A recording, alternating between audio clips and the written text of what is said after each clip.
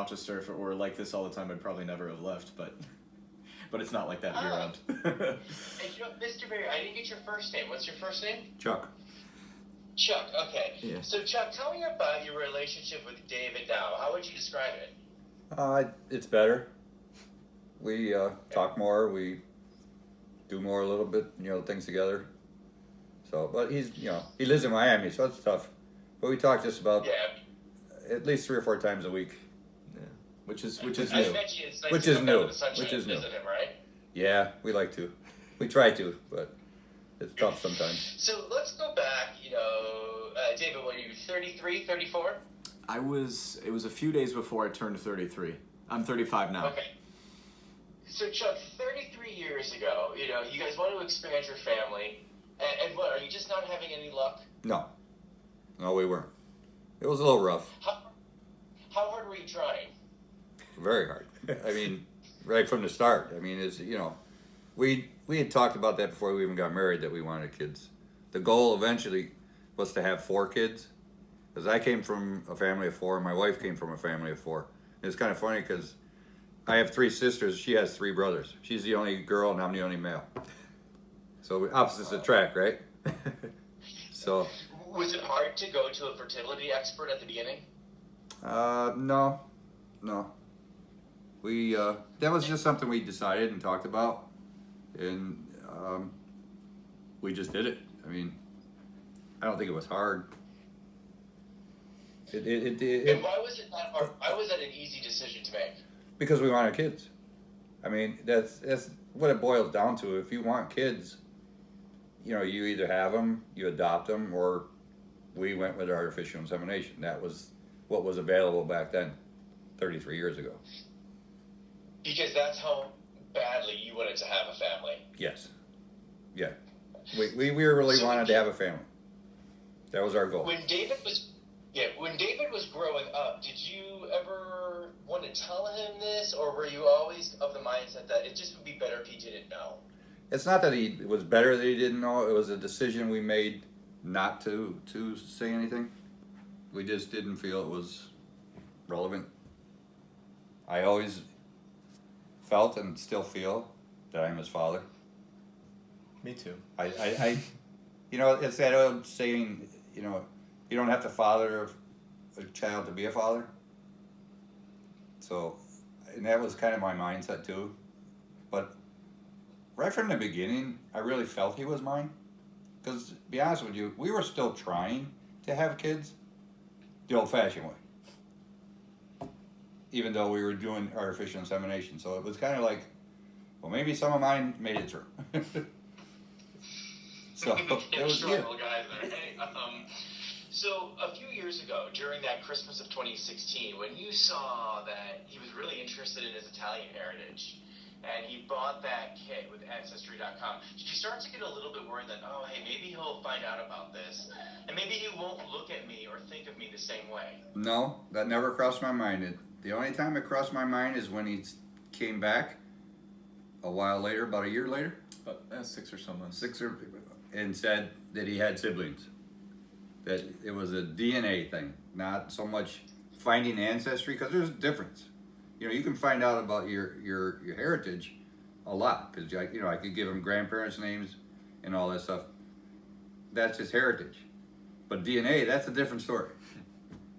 That's your makeup. And when he said that, then I was like, okay, that's not me. And I'm going to clarify for him. It was I brought to him what I was being told by Ancestry were potentially half siblings. It also said it could have been a first cousin or an aunt or an uncle, given the shared amount of DNA. So I think at that point, not to put words in your mouth, but as we were at the 5-yard line, if you will, approaching the end zone, he was probably like, oh, okay, yeah, it's definitely not his aunt. He knows that. Yeah, it's just something,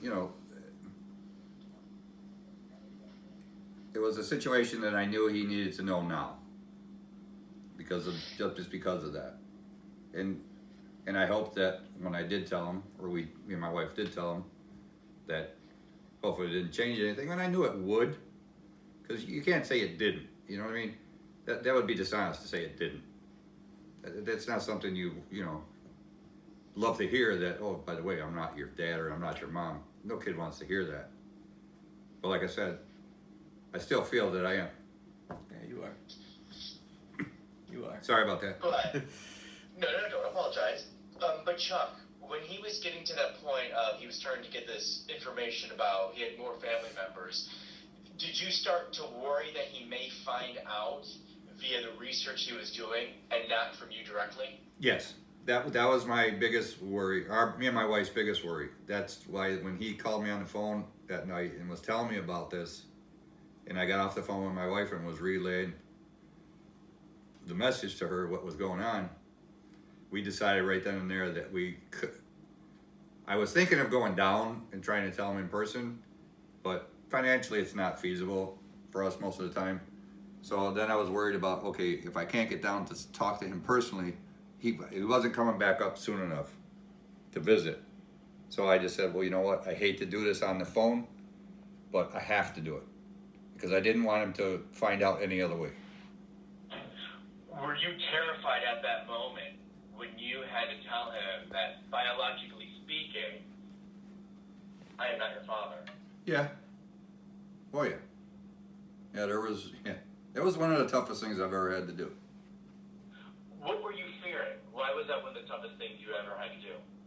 My biggest fear was that they would see me in a different light, as a maybe not necessarily their father. I'll be honest. That's, you know, biologically I'm not, but then again, you know, I've raised him for 30 something years, 33 years, as my son. No other way. I didn't think of him as anything else, that he was a sperm donor or, you know, never crossed it. Never been brought up, never thought of in all the years. He's always been my son. So I don't know, you know, people that say, well, he's really not. And it's like, who's to say he isn't? You know what I mean? Just because it's a word doesn't necessarily mean it's a feeling. He's my son. She's my daughter. I love them both to death. Do anything for them. That's how I feel. But I was afraid that could change in their perspective. Thank God it didn't. It didn't, though. No, it didn't. Right. Thank so God. It didn't. But it could, So you know. you You think, relieved by the time that phone call was over, or No.